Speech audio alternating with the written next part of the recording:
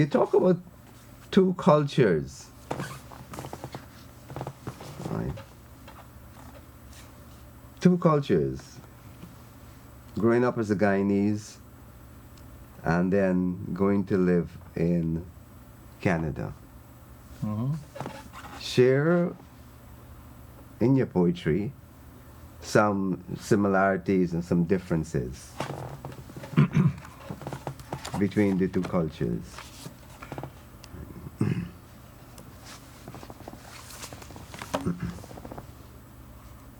You see, I can talk about some. I grew up in a village called the ABCD villages. You know where they are? What is the ABCD villages? Tell me.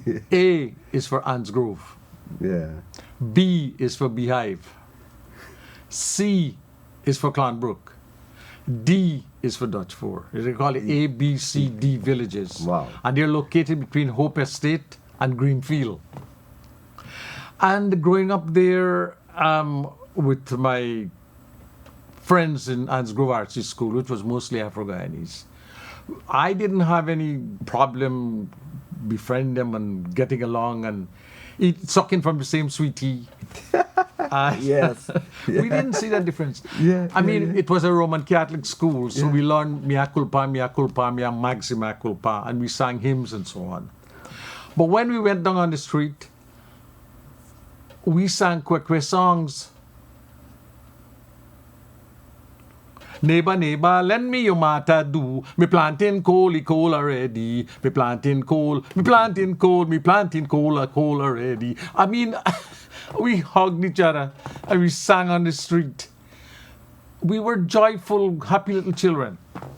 And we didn't see a difference between our skin color or our race. Mm-hmm. And sometimes they were name calling, Kuliwata rice and so on. Then we call back.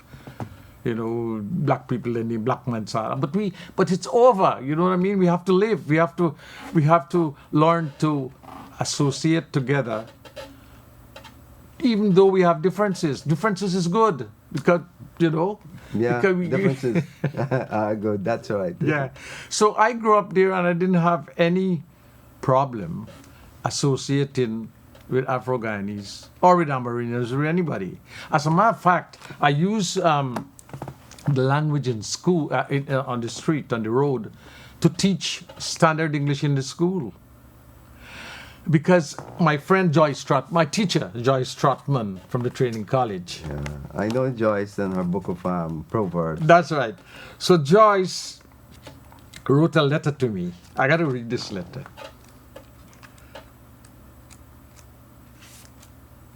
If I can find it. Yeah. You can talk about Joyce in the meantime while you're looking for the poem. Yeah, Joyce was one of our teachers that kind of stressed the use of dialect Ah. in the schools. Ah. I stress it too. We cannot teach children standard English without teaching them the dialect, without letting them use the dialect. And our Guyanese language is not a debased form of English, you know. We have all the rules of language right there. That's right. That's right. Yeah. This by bad. Mm-hmm. This by bad. Yeah. This by bad subtle.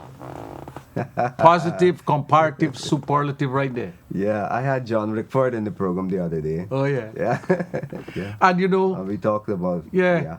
The by nak the balata ni sail. We got to use this language in the classroom. The by jump in the pool, pull bujung. Our language is so sweet, it's our soul. We must be proud of it. So Joyce Stratman, I got to read this thing. Joyce Stratman taught me a story about her whole own life, about a boy named Kenneth.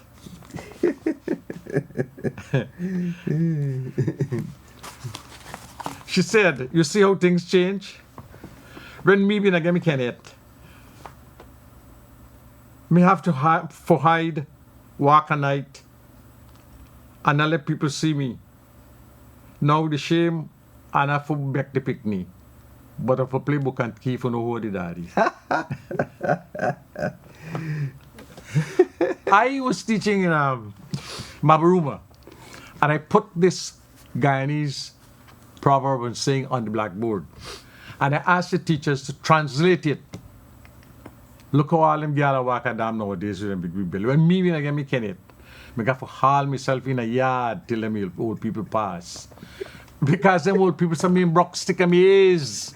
And I got to take the shame, but the shame and if we make the picnic, but if we play book and keep you know who the daddy. And then I wrote at the bottom the comprehension questions. Explain what you mean by playing book and key.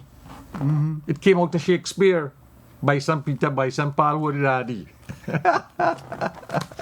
So I really urge teachers to play with this language. To use the language. To use the language. Yeah, yeah. Use our Creolese language to mash up the English.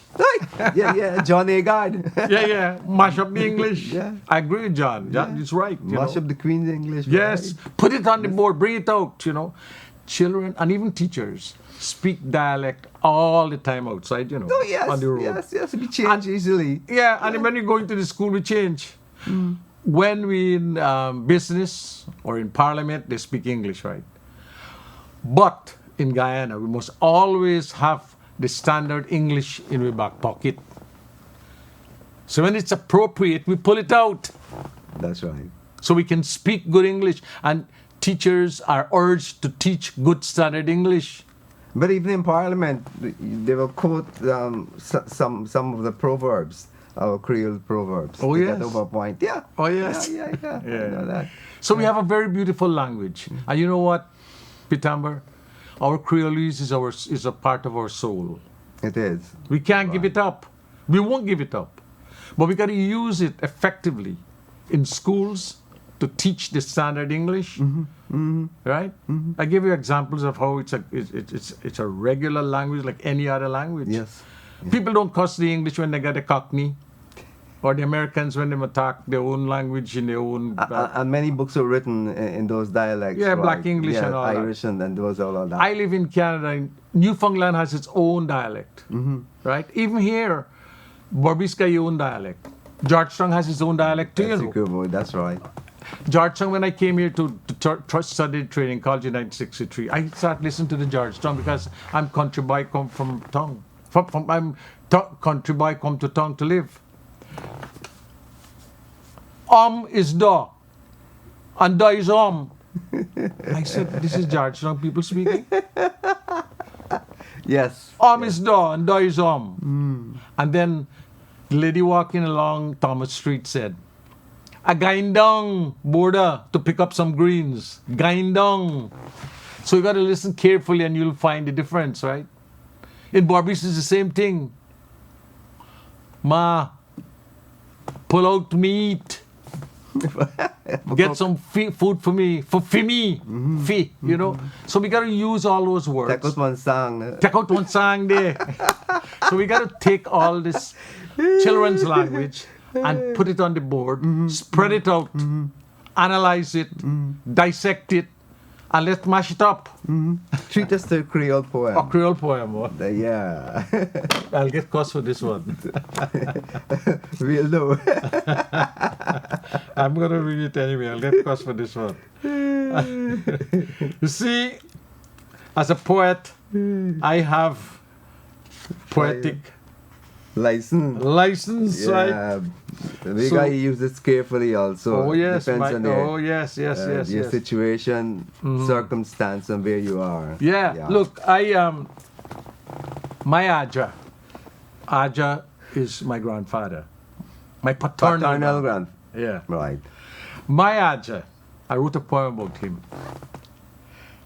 My Aja, handsome, strong, and proud, was an estate-born king cotton coolie, banging juice for the white sahib from sunrise to sunset.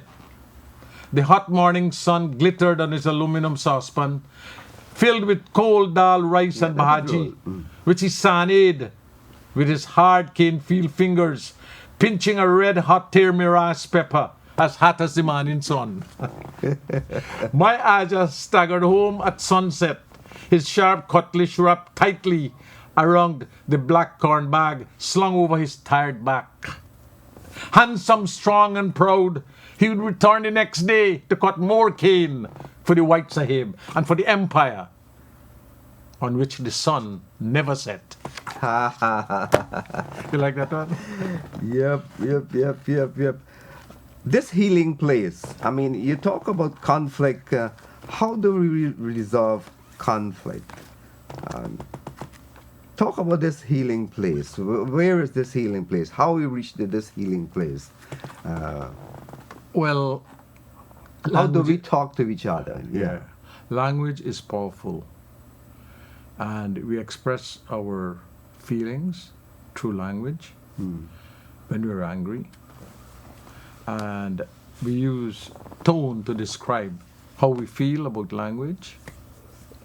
And language can be very cutting.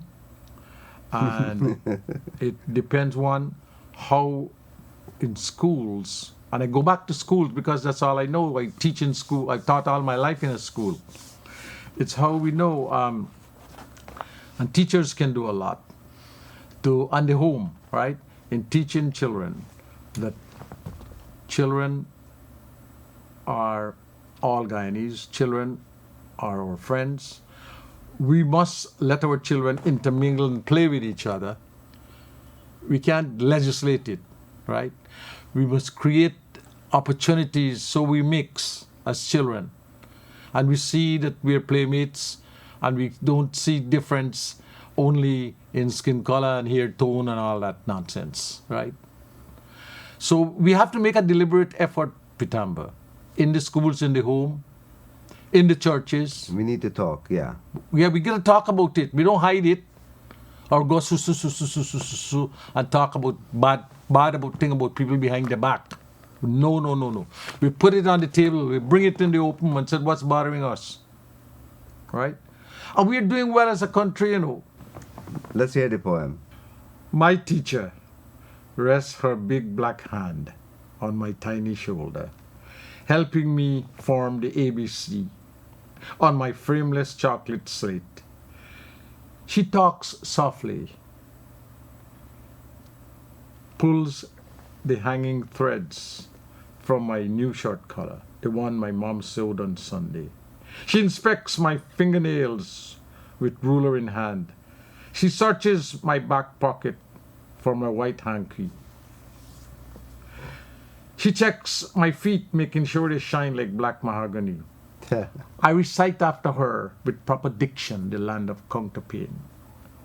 My pa tries to repay her with foul egg, plantain, and rice.